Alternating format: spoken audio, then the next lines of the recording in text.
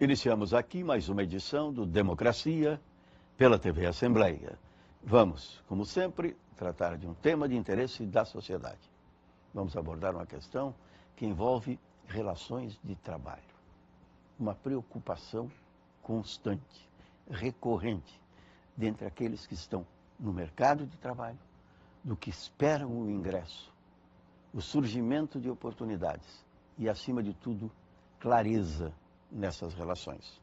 Redução das ações trabalhistas é a chamada do programa de hoje, que traz convidados especiais a este estúdio para que mantenham esse diálogo, essa interlocução com os nossos telespectadores, levando a sua experiência, o seu conhecimento, a atualização. Como sempre, o resultado, ao fim e ao cabo, é a conclusão a que chega o telespectador. Chamado à reflexão, porque no regime democrático, todos têm o direito de pensar, todos têm o direito de decidir. E para decidir melhor, é preciso estar bem informado.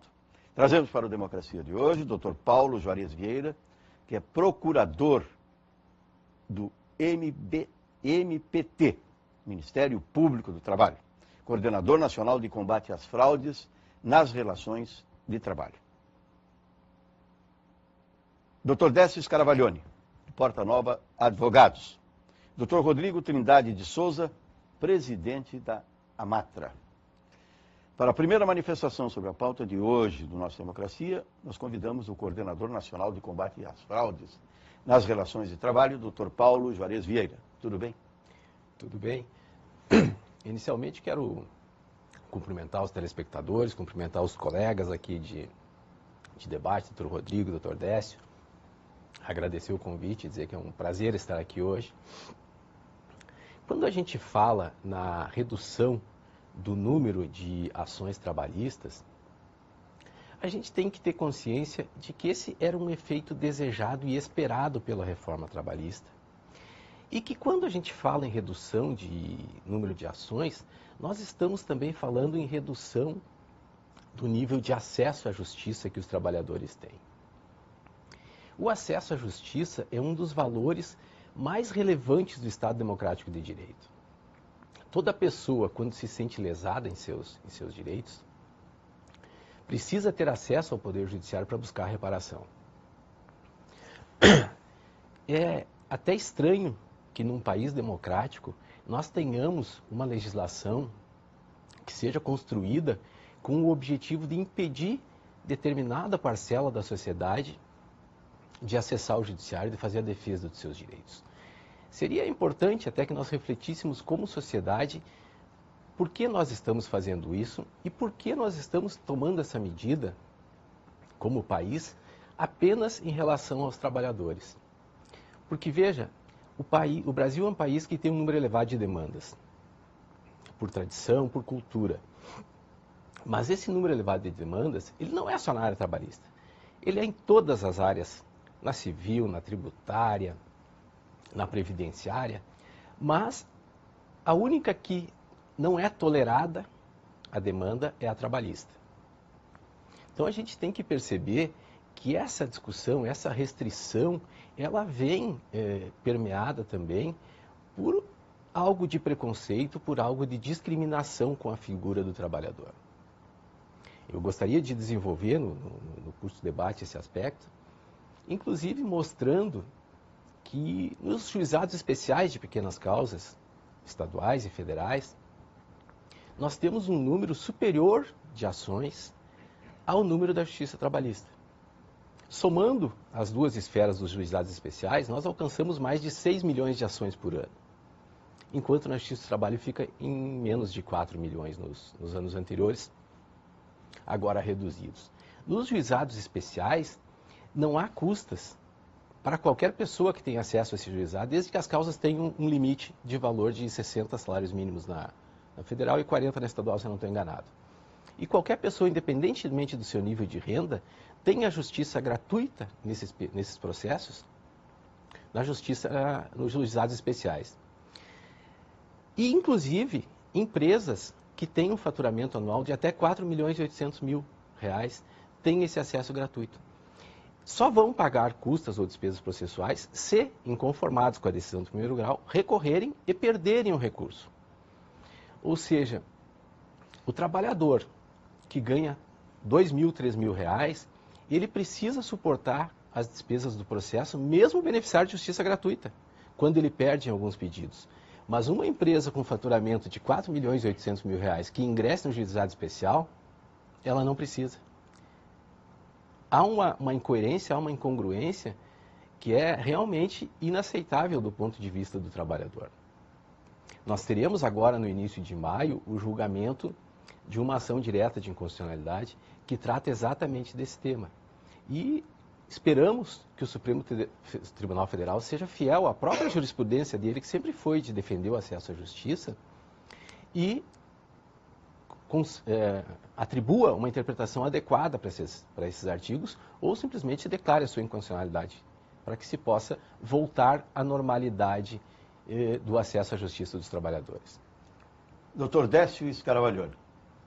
E Batista, gostaria de agradecer a oportunidade, mais uma vez, de estar debatendo aqui nesse programa que abre um leque muito grande de debate sobre temas palpitantes para a população, né? E o nome democracia, ele diz muito.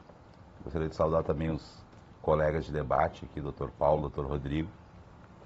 Essa questão do acesso à justiça e da diminuição de demandas trabalhistas, e enquanto eu ouvia a ótima manifestação do Dr. Paulo, eu me recordando da Constituição Federal atual, e ela completa 30 anos agora, dia 5 de outubro, 88, 2018, e ela, de certa forma, não sei se os colegas de debate concordarão comigo, ela acendeu, dentro daquele espírito da Carta Cidadã, proclamada pelo Ulisses Guimarães, a questão da cidadania e a questão da consciência à população em geral da busca dos seus direitos. E isso, de certa forma, representou um boom de ações judiciais, uma quantidade muito maior do que de costume, e isso provavelmente, em alguns campos bastante específicos, não interessa a quem detém o poder, principalmente numa situação atual de crise, onde as partes, como bem colocou o Dr. Paulo, menos aquinhoadas, elas são as primeiras a sofrerem o ataque, né? Então a gente tem hoje o quê? Nós temos a Operação Pente Fino, que está dando alta no âmbito previdenciário para aposentados por invalidez com 20, 23 anos de gozo de benefício, como se de uma hora para outra a pessoa, depois de 2 décadas, pudesse conseguir um pleno emprego. Muitos, né, e o contrato de trabalho fica suspenso no auxílio-doença e na invalidez, tem, em tese, a recolocação nos seus postos, só que a dinâmica de hoje nos mostra que as empresas abrem e fecham muito rápido, então isso talvez não represente nenhuma garantia. O auxílio-doença também, as pessoas estão tendo alta. Há uma ameaça de reforma previdenciária, que só foi suspensa devido à questão da intervenção federal no Rio de Janeiro.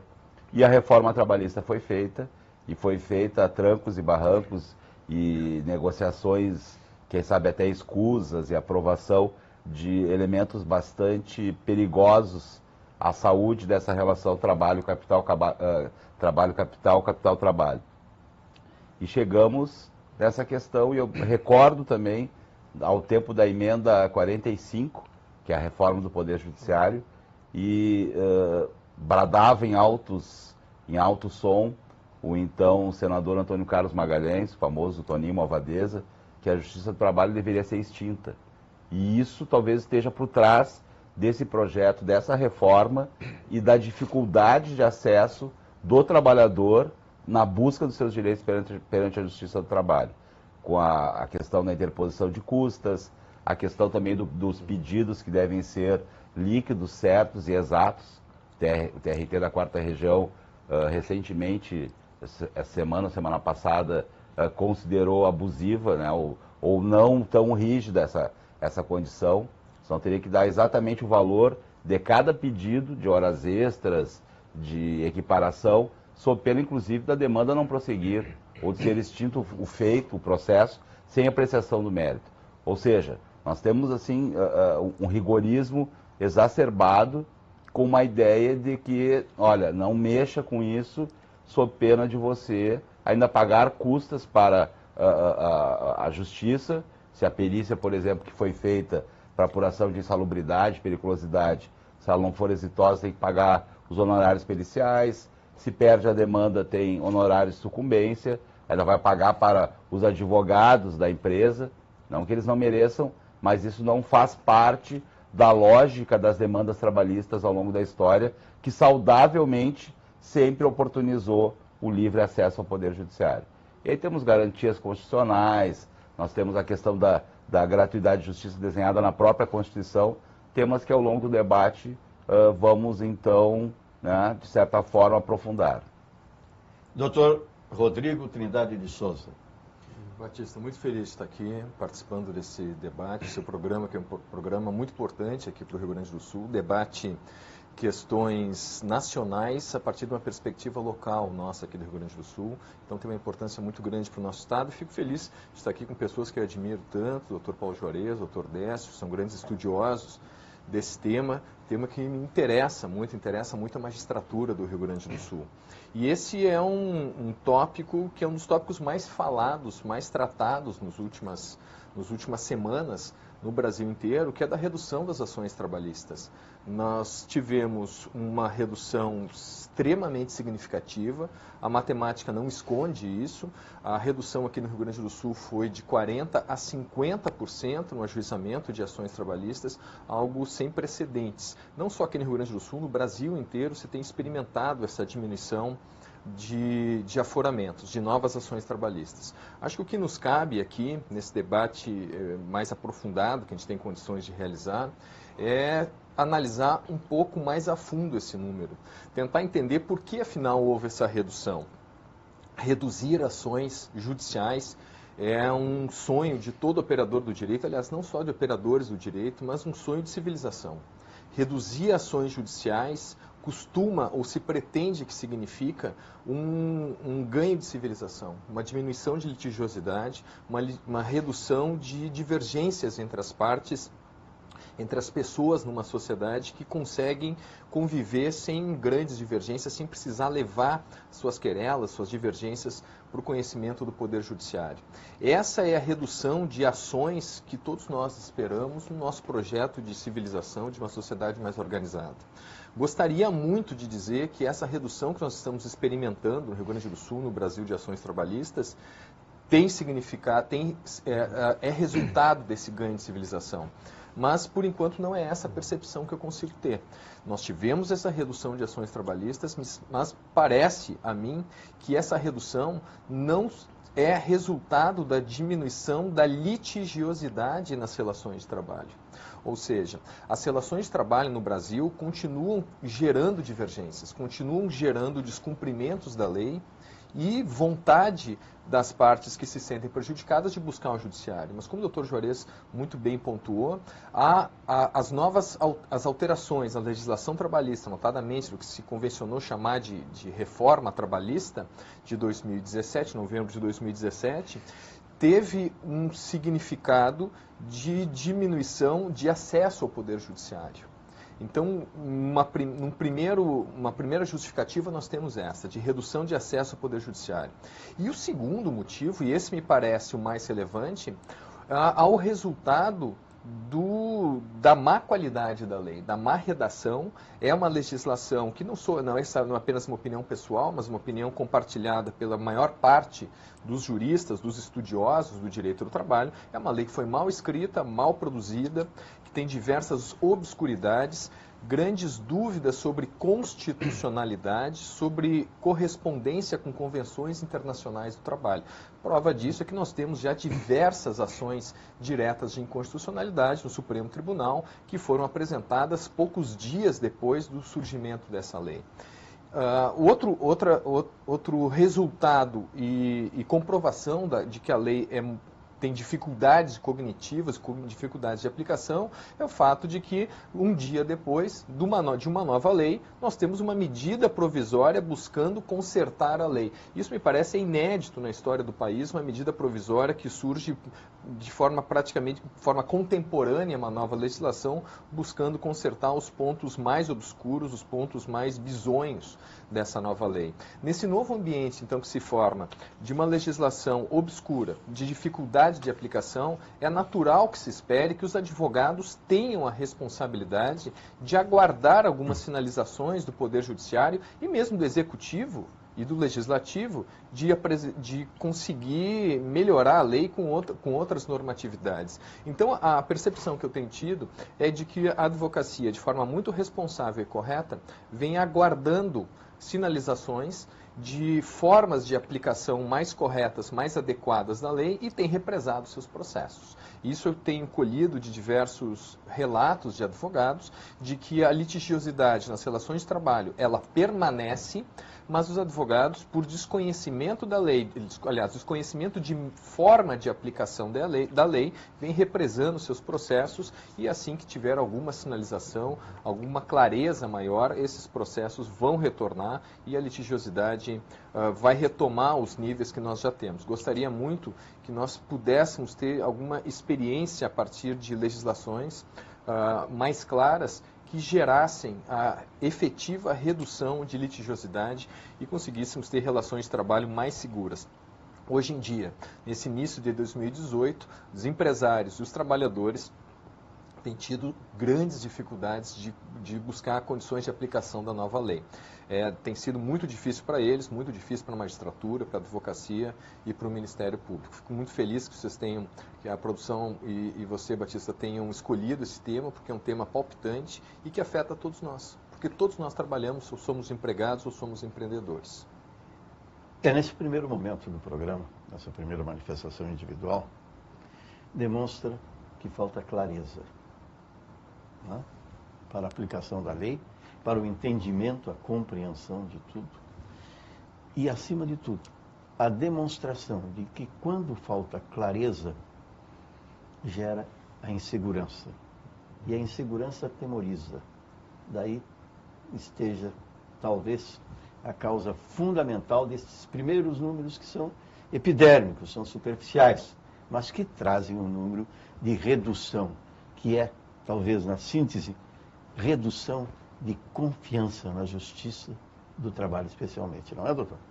A conversa se desenvolve entre os três. Certo. Eu acho, assim, o doutor Rodrigo traz um ponto que realmente é interessante. É cedo para a gente considerar que esse número seja definitivo como tendência. O que a gente não pode considerar ou afirmar que a redução nesses patamares que houve de 45% a 50%, que ela vá se manter nesses patamares. É possível que isso se altere. Mas o que é importante a gente destacar é que assim, diminuíram o número das ações, mas não diminuiu o número das lesões aos direitos. As pessoas continuam sendo lesadas nos mesmos direitos, apenas não estão podendo ir até a justiça. Existe uma retração. Exatamente. As pessoas estão, inclusive, com notícias divulgadas na imprensa de decisões esporádicas, com valores elevadíssimos. Isso impõe temor ao trabalhador que está pensando em ajuizar uma ação trabalhista. Obviamente ele fica temeroso. Poxa, se o outro sofreu uma condenação desse vulto, eu tenho receio de ingressar. E veja que a lei não teve nenhuma preocupação de criar mecanismos para aumentar o cumprimento voluntário da lei. Porque qual é a evolução que a gente pode ter? É que as pessoas passem a cumprir voluntariamente a lei e ninguém precisa buscar o judiciário. Isso é a evolução social que se alcança. Nesse ponto, a lei não teve preocupação. Não criou nenhum mecanismo, nenhum dispositivo para avançar nesse ponto em qualquer sentido. Eu gostaria também de abordar apenas uma questão. Circulou muito na imprensa um dado fantasioso, absolutamente falso, de que o Brasil teria 98% das ações trabalhistas do mundo. Isso, embora tenha sido depois desmentido por ser uma coisa risível, né? Risível, inconsistente, muitas pessoas ainda acreditam nisso. Então é bom a gente registrar que isso é absolutamente falso. O Brasil teve pouco mais aí, de 3 milhões de ações, perto de 4 milhões, Só a Alemanha tem 300 mil, a Espanha em 2015 teve mais de 1 milhão, enfim. Esse dado ele é realmente inconsistente. E Juarez, se me permite, claro. a litigiosidade trabalhista brasileira, ela não é um ponto fora da curva da litigiosidade trabalhista no mundo inteiro. O Brasil tem 1/3 das ações trabalhistas por número de habitantes que tem a Espanha, por exemplo. Ou seja, a Espanha tem 3 vezes mais ações trabalhistas por habitantes que o Brasil. Então, realmente, esse número de 98% é um número totalmente inconsistente. Eu fico muito triste de ver que é dito, às vezes, por pessoas formadoras de opinião e acabam passando esse dado como se verdade fosse. Isso tem nos causado muito problema, porque dá a aparência de que a Justiça do Trabalho é a justiça que tem o maior número de processos, inclusive no Brasil, e que não é realidade. O Brasil tem, a Justiça Estadual brasileira tem mais de 70% dos processos. A Justiça do Trabalho tem cerca de 14% dos processos no país. Do considerado total. E um outro comparativo que é importante fazer, porque a gente fala em número de ações trabalhistas. Mas um elemento que geralmente é deixado de lado é o número de desligamentos de trabalhadores que acontecem por ano. No Brasil, nós temos em torno de 25 milhões de desligamentos de trabalhadores por ano. Cerca de 60% ou 70% desses desligamentos são por dispensa sem justa causa. E os outros aí é por pedido de demissão, aposentadoria, enfim, todas as outras possibilidades. Na Alemanha, para considerar um país que tem um mercado de trabalho mais estável, são cerca de 3 milhões de desligamentos por ano. Desses 3 milhões de desligamentos, eles geram em torno de 300 mil ações. Dos nossos 25 milhões de desligamentos, eles geram um pouco mais de 3 milhões de ações. É um pouco mais na proporção, mas muito razoável. Mantém esse padrão, como o Dr. Rui estava falando, além da população de se considerar, e que de fato a Espanha tem pouco mais de 40 milhões de habitantes, por exemplo, então quando você faz uma comparação em números absolutos com o Brasil, que tem mais de 200 milhões, obviamente isso gera uma distorção muito grande. Mas também nós temos uma rotatividade imensa no mercado de trabalho. E quando é que as pessoas buscam a justiça para buscar uma reparação? Quando cessa a relação de emprego, quando cessa a relação de trabalho. Esse número ele é determinante. Nós teremos uma redução de litígios quando tivermos, provavelmente, uma redução na rotatividade do mercado, uma estabilização das relações de trabalho. E o efetivo cumprimento daquilo que a lei dita, porque muito das disputas, e estamos aqui num tripé básico, né? O advogado, o magistrado e o Ministério Público, e vocês, né, da magistratura do Ministério Público, sabem muito bem que há muitas demandas repetidas, reiteradas, ou seja, cansa-se de julgar muitas coisas que já deveriam estar superadas, mas há uma repetição do erro por parte das empresas. Não se está aqui a demonizar a classe patronal, mas existe uma repetição muito grande. Então não adianta só mudar a lei e dentro dessa esfera de fakes, né, como se está na moda dizer, de que o Brasil detém o monopólio das ações, etc. e tal, de todo mundo, a gente tem também outras informações que são absolutamente falsas, tal qual a que principalmente motivou essa reforma, de que a CLT é uma lei com mais de 60 anos, deveria ser mudada, como se ela já não tivesse sido retalhada e reformada ao longo do tempo. E me ajudem aqui, 15% ou 20% do texto original ainda sobrevive ou sobrevivia antes da reforma trabalhista. E nenhum dispositivo da reforma trabalhista que foi alterado pela lei é dos anos 40. Ou seja, então há mentiras plantadas, né, uma falsidade na informação, e a grande mídia ela é muito responsável por isso. Isso pode ser uma distorção premeditada. Perfeito. Um plano. Faz parte de um grande plano. Nós estamos chegando ao final do primeiro momento do Democracia e entendo até mesmo que mereça mais um espaço igual ao tempo que é dedicado a cada pauta, porque é um tema que precisa ser obrigatoriamente levado ao conhecimento de todos. Cabe a cada um a sua compreensão, o seu entendimento, a sua decisão. Mas a necessidade de informar com clareza, objetividade e, acima de tudo, independência, que é o que representa o Ministério Público do Trabalho. É o que representa a magistratura do Rio Grande do Sul. É o que representam os advogados, os operadores do direito.